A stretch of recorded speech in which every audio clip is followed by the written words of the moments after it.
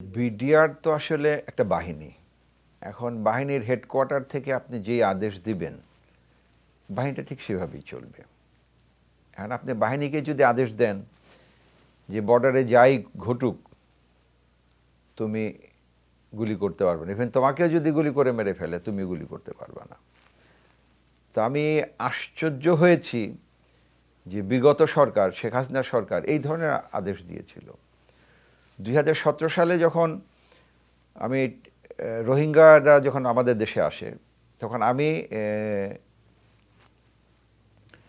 সেই এলাকা ভিজিটে গিয়েছিলাম।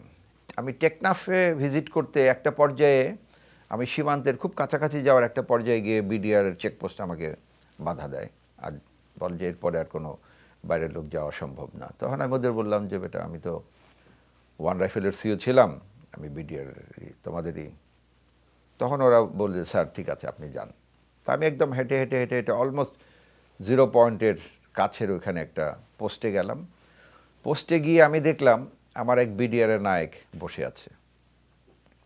ওর সাথে কথাবার্তা বলে দেখলাম ওর বুট খোলা। তাই আমি বললাম তোমার এই অবস্থা কেন? বলে স্যার খুব ভয়ে আছি। বলে কেন ভয়?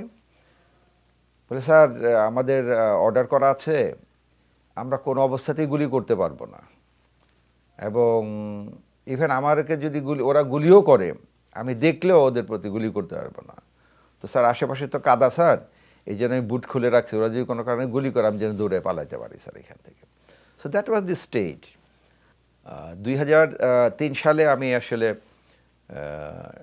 সাতক্ষীরা অঞ্চলে যে শ্যামনগর কালীগঞ্জ আছে এই দুই উপজেলায় ওয়ান রাইফেল ব্যাটালিয়ন ছিল সুন্দরবন এরিয়াতে, আমি অধিনায়ক হিসেবে ওয়ান রাইফেল ব্যাটালিয়নে কর্মরত ছিলাম। তো তখন একদিন সকালে ভোর সকালে আমার এক BOP commander, Khanjia BOP commander আমাকে জানালো যে স্যার আমাদের 3 জন লোক ওরা ধরে নিয়ে গেছে, বিএসএফ ধরে নিয়ে গেছে। তাই আমি ওকে বললাম যে ওদের রিকোয়েস্ট করো, এরা তো আর চোরা কারবারি না, এদের ছেড়ে দিতে। কিছুক্ষণ পর আমাকে জানালো স্যার আমরা অনেক বললাম ওরা আর ছাড়ে নাই। তা আমি ঠিক আছে, যে না ছাড়ে তোমার কি করণীয় বুঝতে পারছো? তাকে আমি কিছু নির্দেশনা দিলাম। নেক্সট ডে মর্নিংয়ে এই হাবিলদার আবার আমাকে রিং করেছে, করে বললো যে স্যার 5 জন ভারতীয়কে আটক করেছি, তারা বাংলাদেশের ভিতরে ঢুকেছিল। তবে ঠিক আছে গুড, রেখে দাও। এরপরে ফ্ল্যাগ মিটিং হলো। ফ্ল্যাগ মিটিংয়ে ওরা বললো যে আমাদের লোকদের ছেড়ে দাও। তা আমি আমার হাবিলদারকে বলে দিয়েছিলাম তুমিও বলবা যে আমাদের লোককে ছাড়ো। তো আমার হাবিলদারে যখন বলছে তখন ওরা বললো যে না আমরা তো অলরেডি চালান দিয়েছি।